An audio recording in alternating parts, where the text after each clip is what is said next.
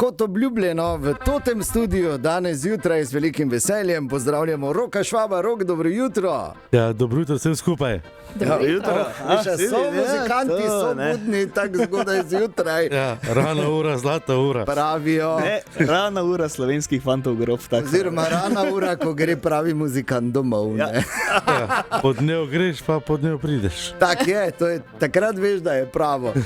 Rok, seveda ste si danes tukaj z enim prav posebnim razlogom, kot smo povedali, v Benediktu bo 27. marca ob 19. v športni dvorani še en koncert, tokrat povsem nove Slakove zgodbe. Zdaj vemo, Lojze Slak je fundament, ko govorimo o slovenski narodno-zabavni glasbi. Dansko, to je legenda slovenske narodno-zabavne glasbe, legende diatonične harmonike. Ja.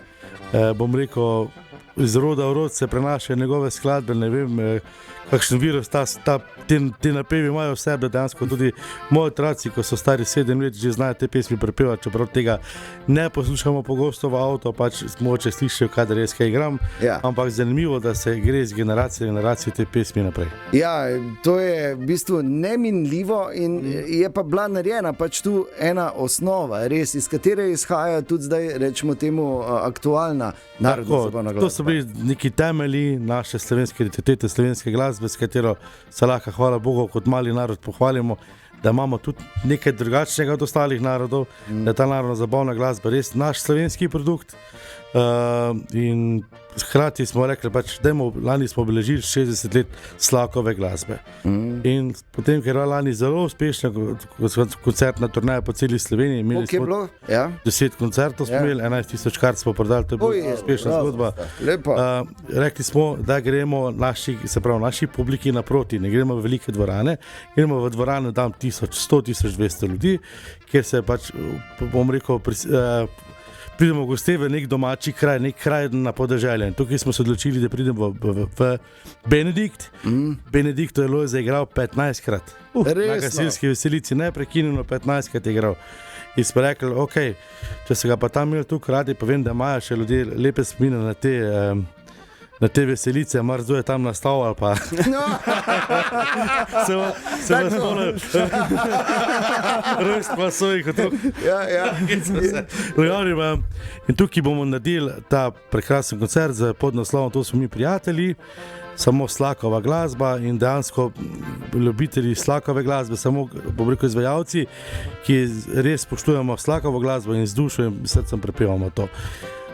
Lahko se pohvalimo, da na vseh koncertih, ki smo že letos imeli, se pravi 9, je bilo vse posod polno, vzdušje popolno, stoječe ovacije, bomo rekel, dvorana je ves čas pela z nami, ker so pesmi, ki dejansko jih poznamo, in zgodila se ta čarovnija, ki jo težko pišem. Se pravi, glasbeniki smo se zelo fajn imeli na odru, poleg tega pod odrem pa tudi folk uživa in se ta čarovnija zgodila, ki je vedno kot, bo rekel, organizator ali pa kot izvajalec pričakuješ, da se zgodi, in to je bilo res fenomenalno.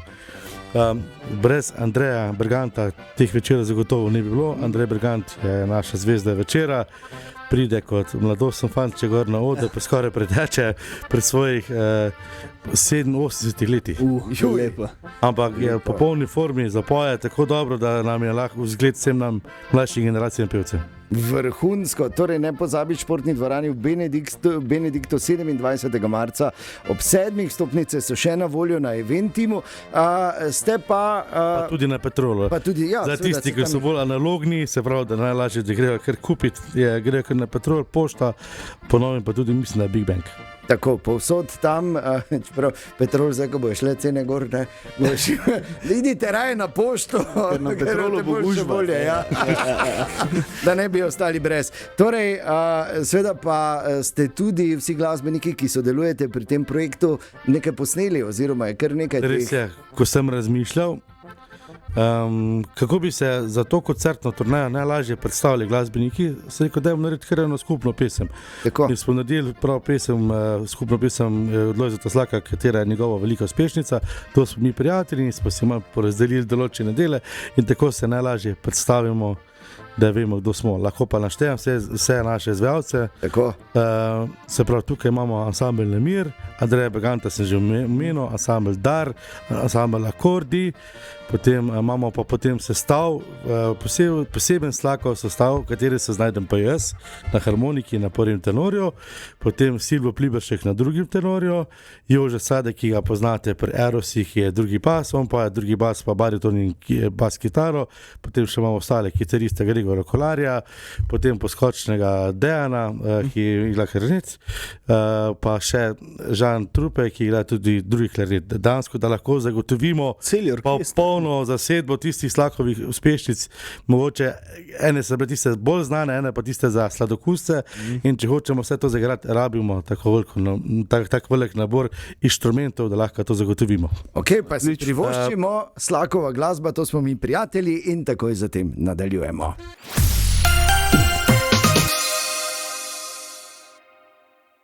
Torej, 27. marec ob 19. Benediktov športni dvorani, absolutno, če ste imeli radi ali pa še, logično, še imate radi, če ste imeli radi Lojzeta Slaka kot osebnost, žal ga več ni, če imate radi njegovo glasbo, ki bo večna, morate biti tam. Rok Švab je še vedno z nami. Rok, še enkrat, dobro jutro. Ja, dobro jutro. Moram povedati, da vse tiste, ki imajo Lojzeta lepih spominov, imamo tam na odru na tako veliko harmoniko, na kateri je noter v mehu screen, LED screen, in tam se prenaša marsikatera slika, video, ki lahko gledate, kako je Lojze Slak bil v svojem privatnem življenju. Da bo pa rekel koncert tekal v pravo smer, se bo povabil tudi Poldeta Pungarčarja, ki je dansko nečak Lojzeta Slaka in je veliko časa z njim preživel in zelo dobro pozna njegovo življenje, in nekako on tudi ves čas začer poveže vse pesmi za njegovo zgodbo, ki dejansko skoraj vsaka pesmi se njegovega dela življenja drži. Ni bilo na ključe, ampak je tako nastalo. Ampak zagotovo imaš tudi osebno, Rok, kakšne izkušnje z Lojzetom? Z Lojzetom smo bili večkrat skupaj tudi na prvi noči Modrijanov. Se spomnim, jaz sem bil kot otrok samo to poslušal, pa nas doma bila Slakova glasba, samo to, in pač moj oče to imel rad. Jaz se ga spomnim še s prvi noči Modrijanov, to je bilo za nas šok, kdo je prišel nas obiskati. Rok zvezda, ne? Ja, v bistvu zelo veseli. Mi je dal pa tudi en dober nauk mi je dal, no. Tega vam nikoli pozabil.